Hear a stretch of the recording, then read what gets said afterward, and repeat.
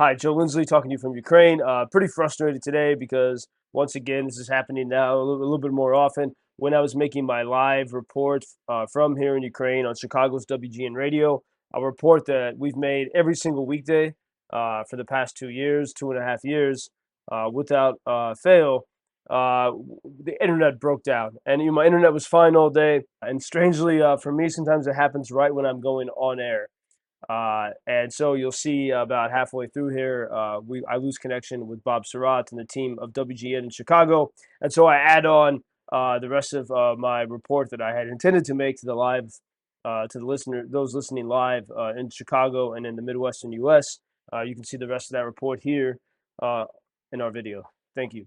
Before we continue, we invite you to follow our channel, the only American show reporting live from Ukraine every day. This is part of the warfare, is the propaganda. I mean, Russians are doing everything they can to crush Ukraine. There's no nobility to that. And so if you're willing to send missiles upon a city, why would you not also be willing to lie? And, what we see, for so many months, Kyiv has been very well protected by air defense, in large part from the Patriot missile system from the United States. But what Russians did yesterday, they sent so many missiles at the same time to Kyiv that the city was overwhelmed. And this came just a few hours after an attack in the middle of the night, and then late morning, the missiles were flying all over the country, and sort of at the last minute, the last few minutes, they began to converge upon Kyiv, and so it overwhelmed the system. But as you were saying, if you look, at slow motion or still images of people who were filming the attack, including some people I know, including some American volunteers and others who were filming this from their flats as the missiles were flying. I mean, just imagine you're in a high-rise building like 15 stories up, and you see the Star Wars happening just out your window, and the incoming Russian missile that hit the children's hospital, you can see clearly in the photo that it's not a Patriot missile. The Patriot missile does not have wings on it. That's the U.S. Air defense missile. The Russians tried to claim that, that's, as you said, it was debris from air defense that hit the hospital. But you see actually that it was a Russian missile, and the angle of attack, the missile was able to adjust its angle of attack as it got closer to the hospital, showing that it was undamaged and that it precisely knew what it was going to hit. And if you think about this, all right, so today starts the NATO summit in Washington. Why would Russia want to do this going into the NATO summit? Many people might think, oh, that makes them look even more barbaric. But I think if we look at what's happened these past couple of years, and you look at the history of Kremlin mind manipulation, you see that Moscow still thinks that it can make people afraid. And even if people will talk tough, that they're going to be scared and afraid. And I think also making sure that the stories about Ukraine are stories of tragedy and not of success makes it seem even more impossible for victory to happen. And it can be very discouraging. So people might be mad and angry.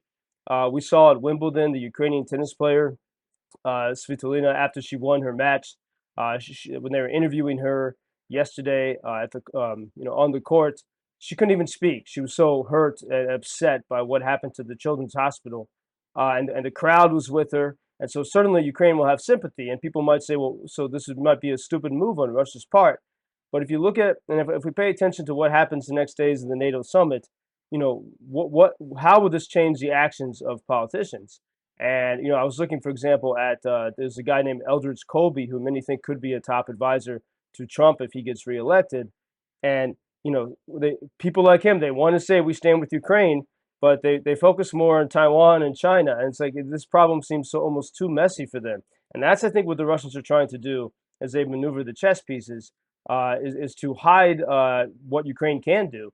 For example, just a couple of days ago, Bridget Brink, the U.S. ambassador, she tweeted and she highlighted the fact that Ukraine, in the past, really just in the past year, has sent more than 2,000 ships. But another thing from yesterday, I'm in LVIV now, but in Kyiv, the Russians also, during that attack, they precisely hit 3 power substations. Immensely frustrating times. There's war. And every single day I speak on Chicago's WGN Radio every weekday since February 2022. Lately, though, it does become difficult to sometimes get a connection, even though I carry multiple phones and different access points to the internet.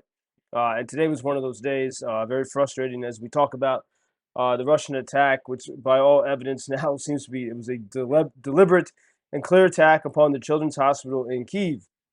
And right where I get cut off is think about why would Russia do this the day before the NATO summit, which starts today in Washington? And I think we can too easily underestimate the power of we can too easily underestimate Russia's ability to manipulate minds. They're pretty skilled at this, going back to the days of the Soviets.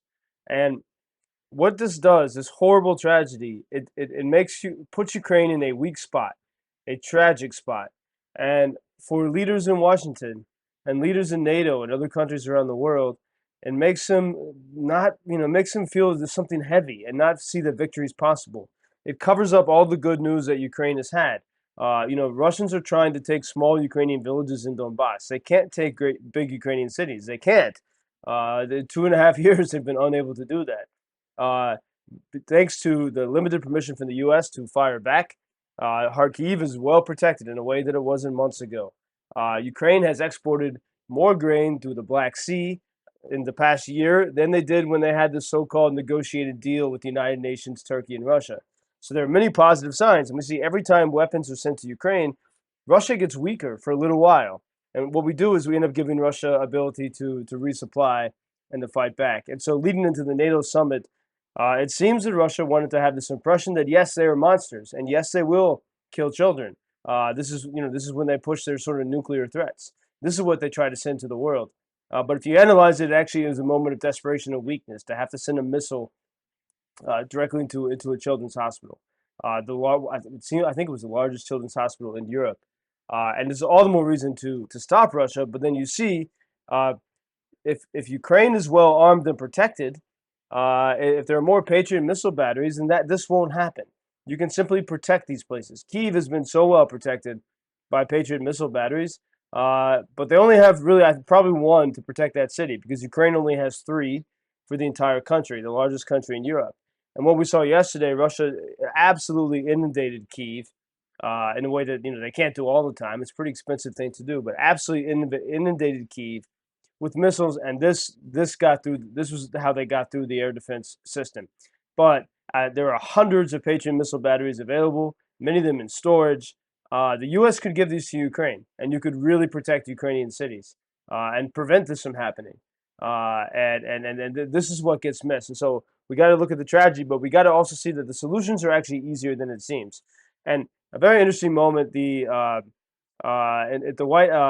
Washington, John Kirby, one of the Biden administration's spokesmen, was asked by a reporter in Washington. The reporter asked, in light of the Russian attack on the Children's Hospital in Kyiv, will this be an impetus for Washington to give even more permission to remove more restrictions upon Ukraine and to let Ukrainians use American tools to hit Russian air bases deep within Russia, from which these attacks, such as the one at the hospital, were launched? That was the question of the reporter. And John Kirby's reply disturbed me, really did. And I think it shows us what they do and do not care about. He said, there's been no change to our policy. You saw that the president several weeks ago gave guidance to Ukraine that they can hit targets just across the border. That's chilling because that's saying no. That's saying you can only hit targets just across the border, and it gives free reign to Russia from within this American established safe zone from deeper within Russia to launch attacks upon Ukrainian cities, upon children's hospitals, upon whatever they want. So very chilling response in the White House. Why are they not interested in giving Ukraine that permission? It doesn't seem that there's any desire to want to move for victory. And we combine this with we've heard about F-16s for over a year. No sign of them coming here now. Still, no permission for Ukrainians to hit back.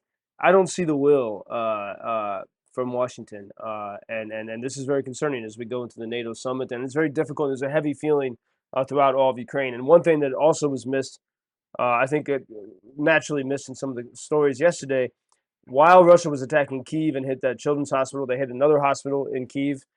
Several doctors were killed, at least.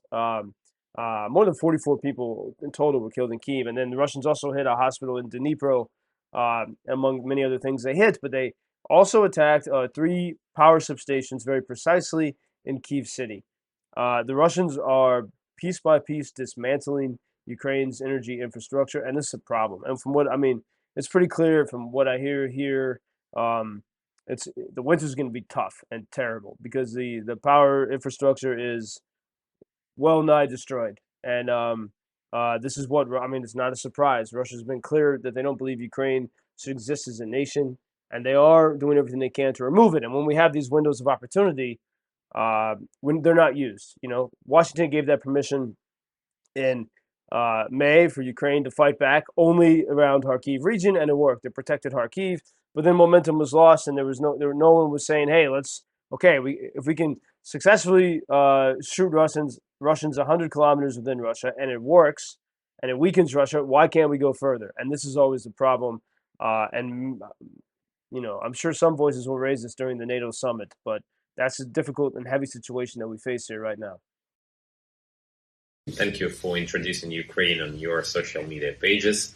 That's very important that much more people can get more information about the situation here and how everybody can help Ukraine to stay stronger and to save all the world. Что он сказал? Well, which side are you on? На чьей ты стороне? Come on now. Oh, which side are you on? На чьей ты стороне? Ебать.